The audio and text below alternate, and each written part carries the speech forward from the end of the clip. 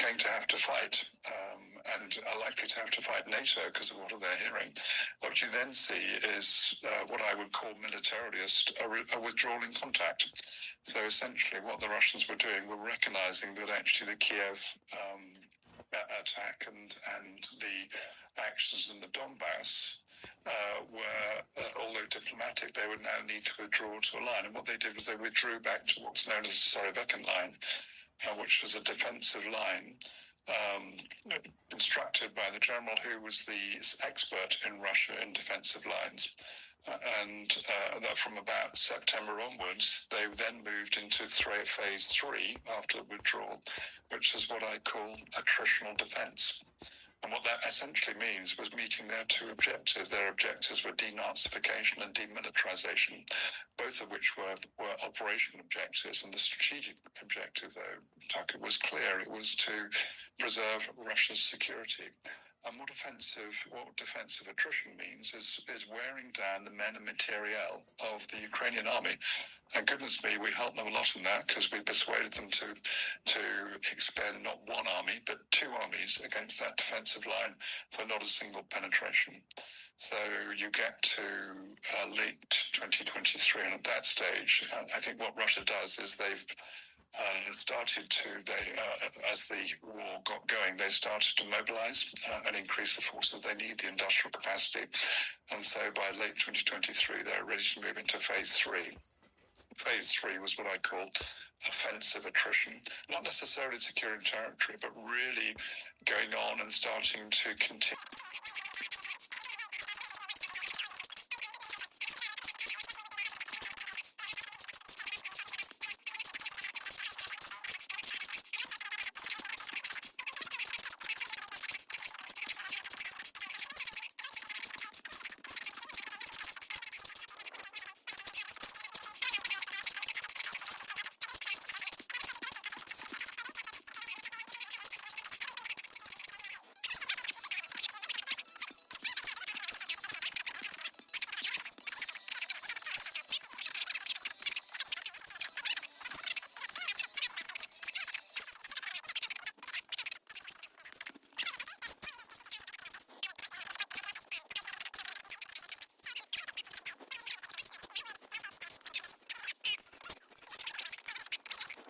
Question, and I have said for quite a long time now that the Russian operations are being guided by military strategy, and the Western operations are being guided by a political narrative and with objectives that change quite a lot. I think the initial objective, and it depends which particular party on the NATO side that you're talking to, but the initial objectives were possibly to break up Russia. There's a very interesting RAND study written in 2018, I think it is, which is called Extending Russia. The Russian intelligence chief Budanov actually on YouTube video, which is on YouTube, talked about the need to actually have a war with Russia to actually help them get into NATO. I think there's also what I would call lag in thinking, because a lot of the people who were proposing the expansion of NATO without thinking through the consequences did not anticipate this. I'm certain they didn't anticipate it because they weren't ready. It was another great failure of NATO, I'm afraid to say. They were not ready for the war. I mean, if they had thought it through and said that if we keep doing this, then Russia will respond, then actually they would either have made defensive preparations or they wouldn't have done it. So I think we can say with a high degree of certainty that they did not think it through. So I think there's some lag in there. And I think there's also, I'm afraid to say, and I think this is probably more European than